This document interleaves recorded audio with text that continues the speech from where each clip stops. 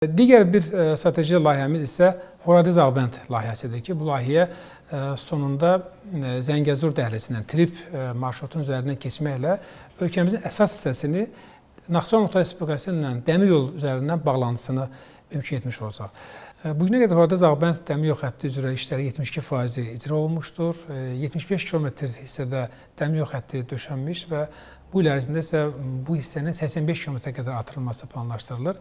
Bir məqamı qeyd edeyim ki, yolun tam hazır olmamağına baxmayaraq artıq Sultanlı stansiyasına qədər hissədə dəmir yolu xətti istismara verilmişdir. Və Araz Valisi İqtisadi rayonunun müştəriləri və rezidentləri bu dəmir yolu bağlantısından istifadə edərək Qarabağ bölgəsinə azad olmuş ərazilərə yük daşımalarını həyata keçirməyə başlamışlar. Bu yolun davamı olaraq Naxçıvan Muxtar Respublikasında da infrastruktur quruculuq işlərimiz vardır. Bilirsiniz ki, ötən ilin sonlarından etibarən Naxçıvan Muxtar Respublikasının dəmir yollarının modernləşdirilməsinə başladıq. İlk olaraq Zəngəzur dəhlizinin davamı olan deməli Salam Məlik və Ermənistan dövlət sərhədinə qədər olan 7 kilometr hissədə yenidən qurma işlərinə başlanılıb. Yaxın bir neçə ay ərzində burada işlər sona çatdırılacaq.